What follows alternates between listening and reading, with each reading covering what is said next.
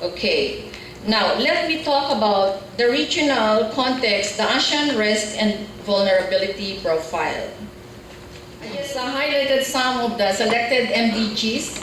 I think everybody knows that the globally endorsed set of development goals, indicators, and targets. Under MDG Goal 1, the proportion of people living less than $1.25 per day fell from 45% in 1990 to 17% in 2008. In achieving universal primary education goal, a region's net enrollment for children of primary school age rose from 92% in 1999 to 95% in 2000. I'm sorry, this is not 1990, in 2000. For MDG Goal 5, improved maternal health, the region's maternal mortality rate improved from 370 to 161 maternal deaths per 100,000 live births, women aged 15 to 48 years.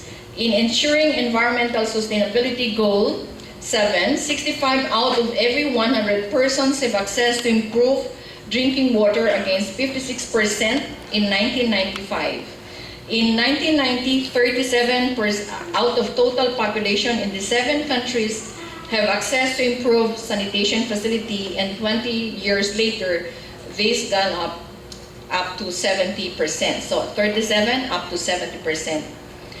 And looking more closely, what are the risks and vulnerabilities? One is the aging. Amidst aging population, of course, there are only at least 2 countries, Singapore and Thailand and Vietnam. ASEAN has been the epicenter of disease outbreaks that are of public health concerns and resulted in negative social and economic prospects.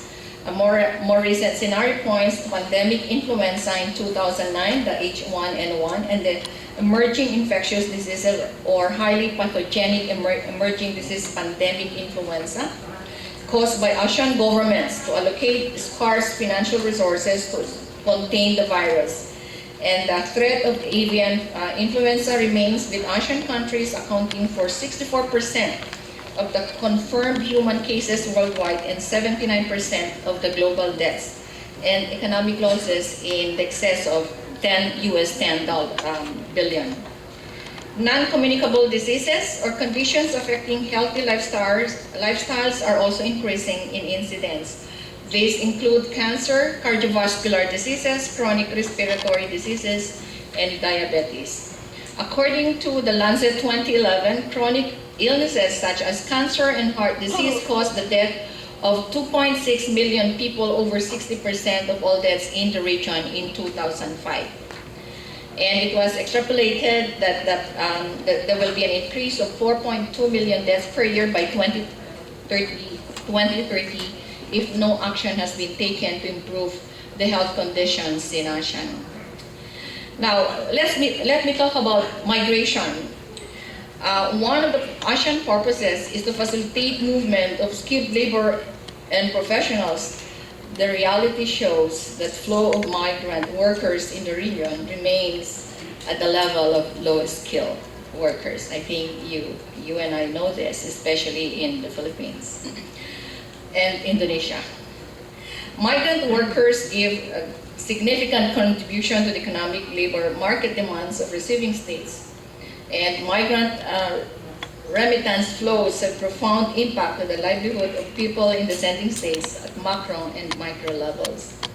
Number of women migrant workers, especially in the domestic sector, has grown rapidly in the region. However, workers employed for domestic service are usually not well covered by labor laws. And this is one of the reasons why the instrument for the protection and promotion of the rights of migrant workers is currently being drafted. And a large number of migrant workers are in irregular work, which put them more at risk and vulnerable to exploitation and abuse. And another one is about the disaster-prone origin as a region.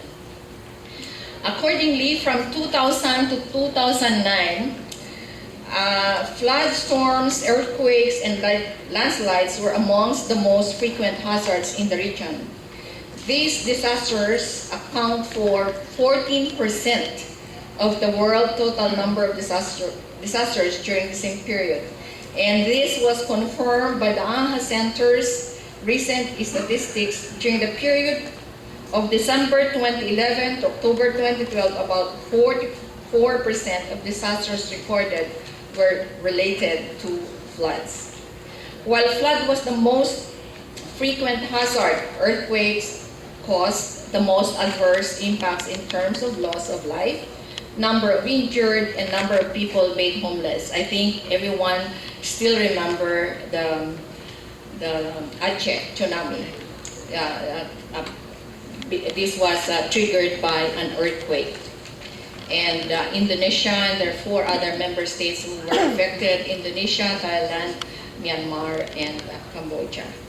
Each year, this is an estimate from the world data, on average, our region suffers damage in excess of $4.4 billion as a consequence of natural disasters. And this does not include the unexceptional or the mega disasters such as the Indian Ocean tsunami in 2004, the 2008 Cyclone Nargis in Myanmar, and the 2011 flood in Thailand. And we are not discounting Typhoon Haiyan.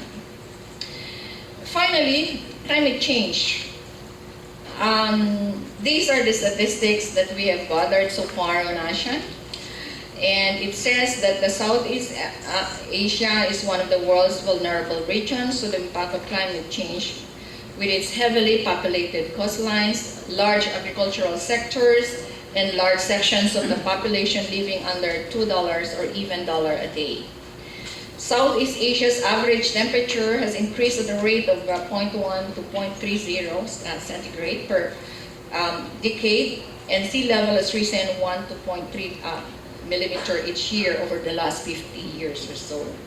The increasing frequency and intensity of extreme weather events in recent decades are also evidences that climate change is already affecting the region.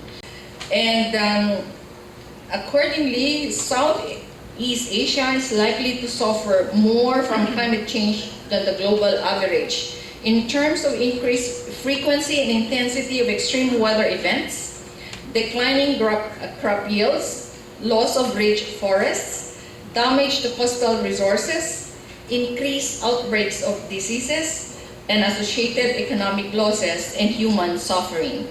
And also, while Southeast Asian countries have made encouraging efforts to build adaptive capacity and resilient communities, much more is needed at the community level. In the 47 years since ASEAN's founding, the region has seen phenomenal political development, economic growth, and social progress. These developments were possible only because ASEAN has sustained a peaceful and sustainable environment in the region. Beyond the region, ASEAN has also reached out to establish dialogue partnerships with Australia, Canada, China, the European Union, India, Japan, South Korea, New Zealand, Russia, and the United States. ASEAN has concluded many agreements with these countries to cooperate in sectors within ASEAN political, economic, and socio-cultural pillars.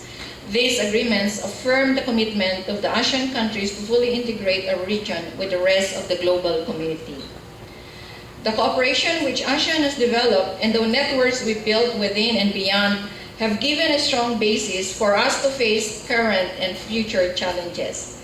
Perhaps one of the most widely recognized accomplishments of community building through an intergovernmental process is the ASEAN Agreement on Disaster Management and Emergency Response, and recognizing that the region is at high risk to natural and human-induced disasters.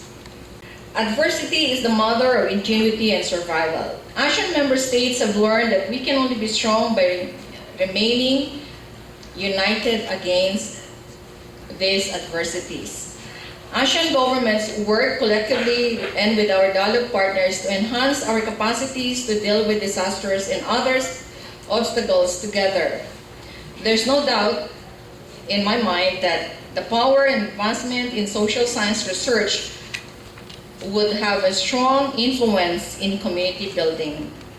Its influence is readily apparent in the crafting of other documents and similar socioeconomic frameworks in ASEAN. Social science research and practice have enhanced our regional governance, administrative and civil service systems, a call for evidence-based findings, results, and achievements, promoted the strengthening statistical and analytical skills and capacities, nurtured a sense of culture of assessment, improved monitoring and evaluation processes, and demand-driven services, introduced standard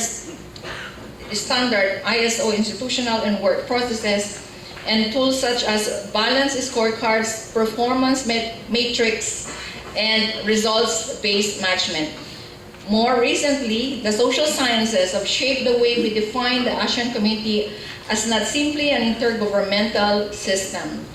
It has brought together accountability and posed the boundaries further from declaratory statements into translating this into a policy framework, actionable strategies, and implementation plans. Social sciences already provide vital and essential knowledge to the ASEAN community building process.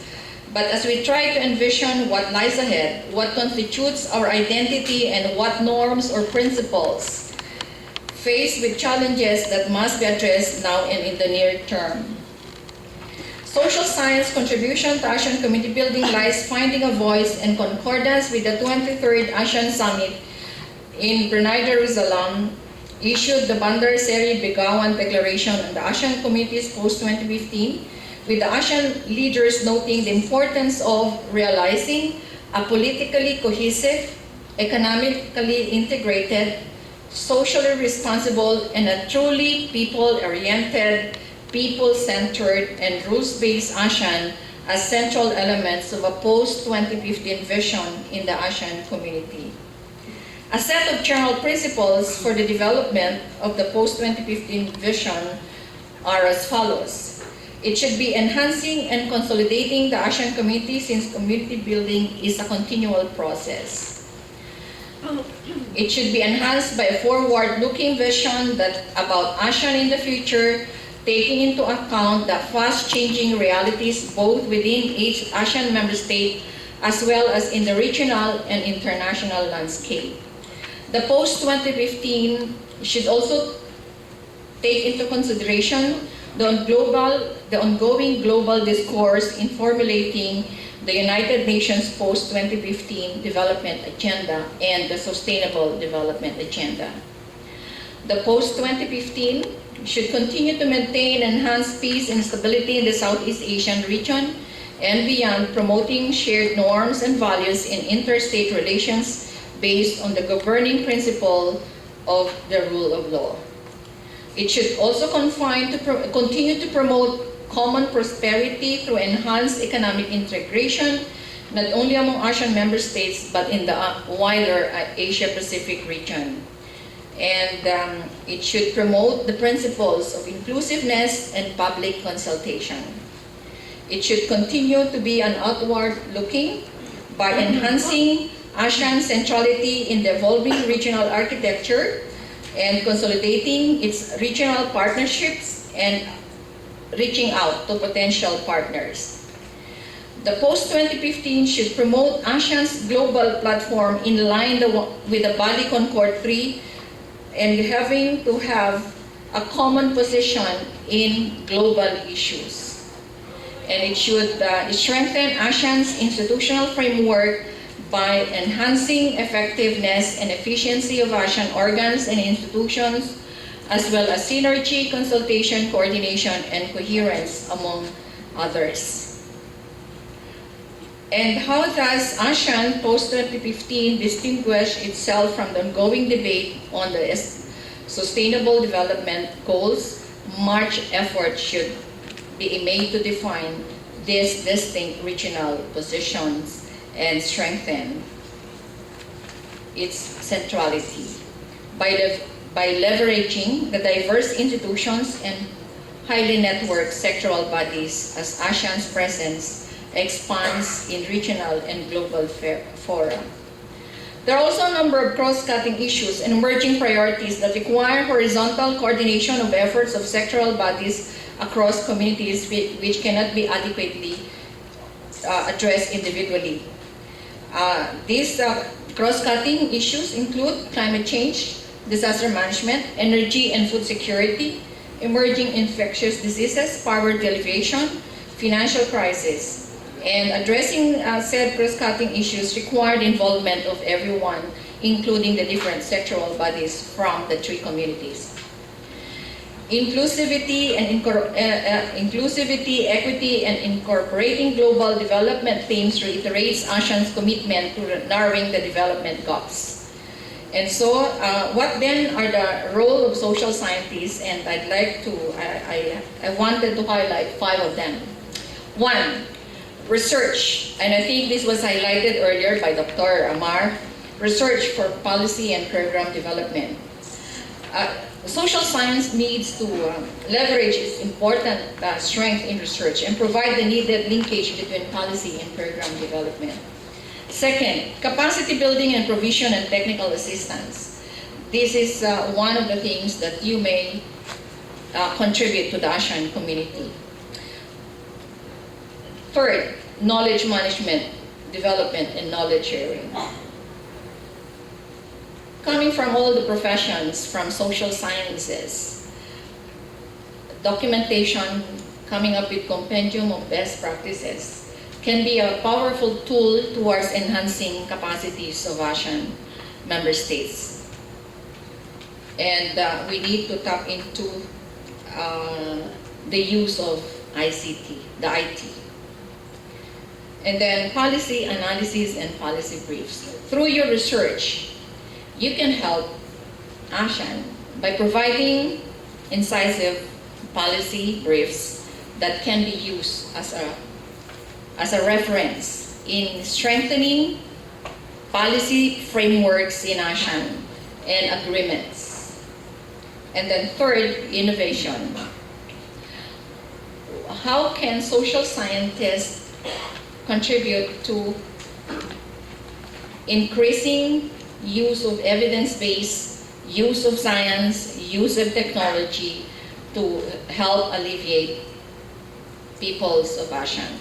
One good example would be in the area of climate change. What is the role of social scientists in defining how to reduce losses in terms of lives, in terms of assets, and in terms of properties? So in short, social science can provide the needed support to enhancing stakeholder participation in the ASEAN community, in identifying new ways and approaches of engagement of CSO stakeholders. And ASEAN has on many occasions can come together to provide quick assistance to those in need. From relief efforts post-Typhoon Haiyan to tackling haze problems to regional cooperation to slow the spread of H1N1 virus, the social scientists in academia is in the position to take the lead in tackling these challenges. And on the part of ASEAN Secretariat, we will continue to play active roles in supporting and coordinating member states to help facilitate and drive the establishment of ASEAN Community. So if you have anything, you can try to find out from DFA. I'm not too sure who's the representative of the economic in the working group. Probably it should be the trade and industry. For the political, it's always been the foreign affairs. So these are the